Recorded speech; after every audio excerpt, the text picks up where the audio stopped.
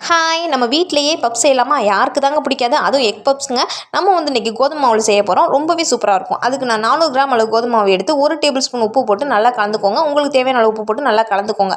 1 table spoon எண்ணெய் விட்டு அதையும் நல்லா கலந்துட்டு சப்பாத்தி மாவு சாஃப்டாக பிசைஞ்சு மேலே எண்ணெய் அப்ளை பண்ணி நல்லா 1 ஹவர் வந்து நல்லா ரெஸ்ட் விட்டுருங்க. நல்லா ஊறணும். ஒரு மணி நேரம் நல்லா கம்பல்சரி ஊறணும். அதுக்கப்புறம் ஒரு கடாயில் 2 டேபிள் ஸ்பூன் எண்ணெய் விட்டு 1 டீஸ்பூன் சோம்பு போட்டுக்கோங்க.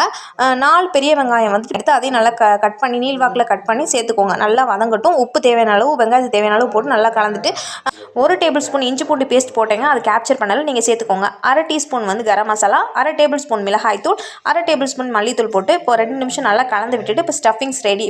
இப்போ எடுத்து வச்சுக்கோமா, நல்லா ஊறி இருக்கும். கொஞ்சம் பெரிய பெரிய உருண்டைகளாக எடுத்து உங்களுக்கு தேய்ச்சி முடிஞ்ச அளவுக்கு தேய்ச்சிக்கோங்க. இப்போ நம்ம வந்து 6 உருண்டைகள் எடுத்து இது மேலேயே வைக்க போகிறோம். ஏன்னா வந்து நல்லா லேயராக கிடைக்கும் பப்ஸ் கடையில் கிடைக்கிறது போல். அதனால ஃபஸ்ட்டு லேசாக தேய்ச்சிக்கோங்க. அது மேலே எண்ணெய் அப்ளை பண்ணி அது மேலே மாவு கொட்டும் போது அடுத்தடுத்து வந்து ஒட்டாமல் கிடைக்கும்.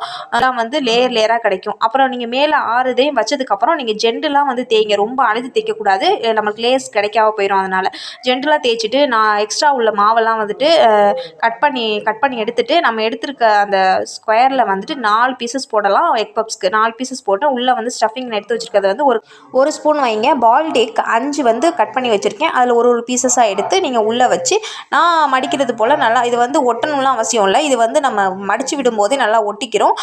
அதுக்கப்புறம் பக்கத்தில் இந்த இது ஹோல் இருக்கிறதெல்லாம் வந்துட்டு கையாலேயே நீங்கள் வந்து பிடிச்சி விடலாம். அது வந்து நல்லா ஸ்ட்ராங்காக ஒட்டிக்கிறோம். எதுவுமே அது தடவ வேண்டியதில்லை. அதுக்கப்புறம் ஒரு முட்டையை எடுத்து நீங்கள் வந்து நல்லா ஃபோர்க் ஸ்பூன் வச்சு நல்லா கலந்துட்டு இது வந்து மேலே வந்து நல்லா ஷைனிங்காக இருக்கும். அதனால் வந்து நல்லா கிறிஸ்பியாக கிடைக்கும். அதுக்காக மேலே வந்துட்டு அப்ளை பண்ணிக்கோங்க. நான் வந்து ஷாலோ ஃப்ரை பண்ண போகிறேங்க. நீங்கள் டீப் ஃப்ரை பண்ணுறதா இருந்தால் அதிக எண்ணெய் ஊற்றி நல்லா காய வச்சுக்கோங்க. நல்லா எண்ணெய் காஞ்சதுக்கப்புறம் மீடியம் ஃப்ளேமில் வச்சுட்டு நம்ம எவ்வளோ சேர்க்க முடியுமோ அந்த அளவுக்கு பப்ஸ் சேர்த்து நல்லா வந்து உடனே திருப்பி விட்டுறாமல் ஒரு 3 to 4 மினிட்ஸ் ஒரு சைடுமே வேகணும். நல்லா ஒரு 10 மினிட்ஸ் நல்லா வெந்ததுக்கப்புறம் நீங்கள் எடுத்துருங்க. எடுத்துகிட்டு நீங்கள் கட் பண்ணி சாப்பிட்டு பாருங்கள். அவ்வளோ டேஸ்டியாக இருக்கும். கோதுமை மாவில் செஞ்ச மாதிரியே இருக்காது, அவ்வளோ டேஸ்ட்டாக இருக்கும். ட்ரை பண்ணி பார்த்துட்டு எப்படி இருந்ததுன்னு சொல்லுங்கள். அப்படியே நம்மளோட சேனலை மறக்காமல் சப்ஸ்கிரைப் பண்ணிக்கோங்க. அடுத்த வீடியோவில் பார்க்கலாம். பாய். நான் எடுத்திருக்க அளவில் 10 பப்ஸ் கிடச்சிதுங்க.